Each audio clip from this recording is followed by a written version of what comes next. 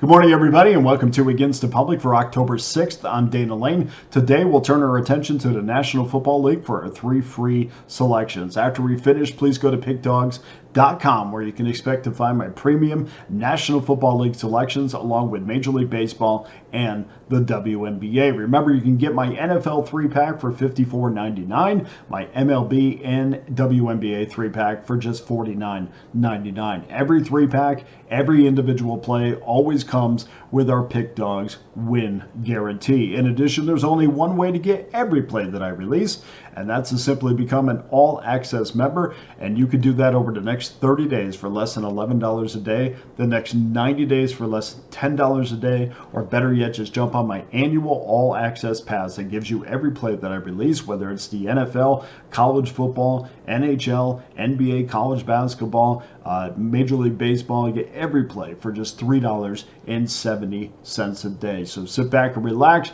You put it on your credit card, and we'll take you through the next 365 days and set you down at this time next year. Thank you so much to everybody that has so far. My all access customers have enjoyed 56% winners over the last 7 days. MLB customers, 56% of their selections over the last 30 days. WNBA, even better, 58% winners over the previous 30 days. That's number one amongst cappers for the least 20 plays. So jump on that annual all access pass right now, or just get on any of the packages that I have up on Pickdawgz.com. It's going to be a terrific Sunday, so make sure you get involved. Okay, on to your free plays for Sunday. We'll start things off 4:25 Eastern Time, 471, 472. New York Giants against the Seattle Seahawks. Seahawks -7, 42.5 is your total. Taking a look at the betting activity in this one, we find an overwhelming amount of wagers on the over with 85% of the money and 90% of the tickets. When we look at the side, just 63% of the tickets are on Seattle, 88% are on, or 63% of the money is on Seattle, 88% of the tickets. So the public likes Seattle and the over. As far as professional action is concerned, we've seen one reverse steam move on the Giants +6.5 early in the week. After that, just two more steam moves that come in on Seattle, but nothing over the last 4 days. The side is definitely not one of the most popular wagers this weekend. Most of the professional action is on the under, which has pushed this number from 44 to 42.5. If you're into referees, well, Sean Smith is going to head today's crew, and if you followed his career, you would know that the home team has not fared very well. When Sean is the head referee there, home teams are just 38 and 54 ATS in his career. We have seen some over wagers early in the week, but since then it's all been under wagers, including a steam move at FanDuel in Virginia, where steam moves have been a perfect 8-0 from on FanDuel, but when bets are coming out of Virginia. At Caesars, New Jersey, there ended up being a reverse steam move on this game. Reverse steam moves are 17-4 on the site. So 17-4, we saw a reverse steam move on the under in this game. The Giants are expected to be without their top wide receiver, Malik Neighbors, who didn't travel with the team, while leading rusher Devin Singletary is doubtful as he battles that groin injury. That means the Giants will definitely have to rely on their defense to keep them in this game, and they're certainly going to have their hands full against Seattle. First, they're going to have to focus on Kenneth Walker, who has battled some injuries this season, but still leads the Seahawks in rushing, which tells you a little bit about the Seahawks' depth at running back. For the Giants, Noah Fant, who averages 10.1 yards per catch, listed as questionable, likely is going to play. It's anybody's guess at what percentage he is going to play. But I am taking the under in this game. If we have another dip in a number, I would say to proceed with caution. But at right now, 42.5, still think that's a fair number. I'm going to go under that total. Game number 2, 1 o'clock Eastern Time, 4:59, 4:60, Indianapolis Colts, Jacksonville Jaguars. Jags -3, 45.5. There's been some talk that Anthony Richardson was going to start for the Colts, but his status was downgraded to doubtful on Saturday.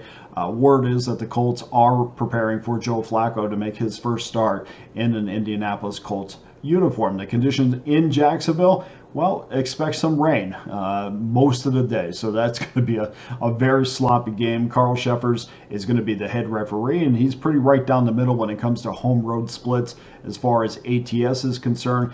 But when we talk about totals, his average total game is 41.2 points per game. So a little bit under what the total is in this one. We've seen some significant wagers on the over out of New Jersey on FanDuel, but Jersey wagers on that site are just 64 and 70 this season. So those of you who like to tail those steam moves, well, make sure you tail it out of the right book, and this is just not the book to do so. The problem I have with betting overs in Jacksonville games right now, if you watch them, there is just a general lack of confidence on offense, and it starts with Trevor Lawrence, and it's not that all his fault, but he was very inaccurate last week, and of course he's lost nine straight games. So that, to me, I mean, he was a guy. When he came out of college, I said, there's just something about him, and I know everybody loves this kid except me. And then for a very short period of time, he proved me wrong. And I actually went publicly and said, hey, look, hey, the kid's got something. I still think he does have something, but I don't think he's playing with a lot of confidence right now. And that's a massive problem for somebody who is not used to losing games. And of course, Gabe Davis dropped that touchdown pass in the end zone. Just the little things that could have given him a confidence boost. But I don't think that offense is playing well at all right now. But they have played well enough to win on defense. I don't think that they deserve to be winless at this point in time. But until that offense, to me, takes a step forward and says, we're going to put the past behind us. And I know down in Jacksonville, that's really been a talk. It's been one game at a time. You watch the press conferences, that's really what they're talking about. But until you see it, you can't just throw your money behind a team and cross your fingers. So I'm going to go under that 45.5. And then game number 3, 1 o'clock Eastern time, 461, 462. Miami Dolphins on the road, -1, 35.5 against the New England Patriots. I wish I got this at 36.5, but we'll have to take it at 35.5. I guess it's acceptable. Both teams just have an incredible amount of injuries. Our last big wager recorded on this game was yesterday on Miami +1.5 on FanDuel out of New Jersey. In addition, a couple significant wagers have come in on the under, which has rolled in both at FanDuel out of Jersey and in Connecticut. So we have seen some big wagers come in on the under. That's kind of the way I'm leaning in this one as well. Miami did activate Odell Beckham for this game, but that does not move the meter for me whatsoever, and it really shouldn't for you as well. Remember, we have talked in previous videos about big names coming into the lineup and everybody getting crazy and always betting overs or betting on that team. I'd say just take a step back, because you've got to wait for these guys to get back into game shape and get into that. Athletes are such creatures of habit. So when they're kind of out of that habit in the first week at least, not going through a full week of practice or just coming back off of a long layoff, which is the case here. I always kind of take a step back and say, okay, let me wait and see when you're at your peak, not when they tell me you're at your peak, when I see it on the field. And that's kind of the way I feel about Beckham. This season has been pretty disappointing for both teams, but like I said, with injuries decimating the Dolphins, the chances of them returning to postseason are pretty nil as well. So both of these teams are kind of in the same spot. Both are desperate for a win, and I'm not sure even with a win here that catapults anybody to any kind of future run. But we'll see how that plays out. But of course, with Tua out of the lineup for Miami, this offense absolutely needs to be fixed. There's no timing between Tyler Huntley and Tyreek Hill, who has really suffered the most, because there was throws against Tennessee that probably Tua would have made that would have been massive plays. And I think obviously Tyreek Hill's numbers are going to suffer this season. I thought Mike McDaniel this week looked a little bit frustrated when he was talking about the offense. You try to read into those things when you're watching these press conferences, and he definitely when he says everything's on the table, that to me is saying, well, we need to change a lot of things about what we're doing on offense. So until I can see them doing that, I'm also going to go under this total of 35.5. So that does it for your Sunday free plays. Please go to pickdawgz.com. Get involved with one of my many available packages, including my all-access pass that gives you every play that I release for one low price. Also, don't forget my packages have been prorated. So if there was something in the past that you thought was a little bit expensive, just go to pickdawgz.com. Everything's been prorated for the month of October. So here's your Sunday free play recap.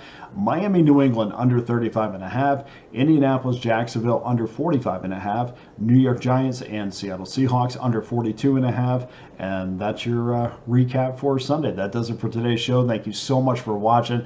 I wish each and every one of you a profitable Sunday. For Against the Public, I'm Dana Lane. All the best to you and your wagers today on Sunday.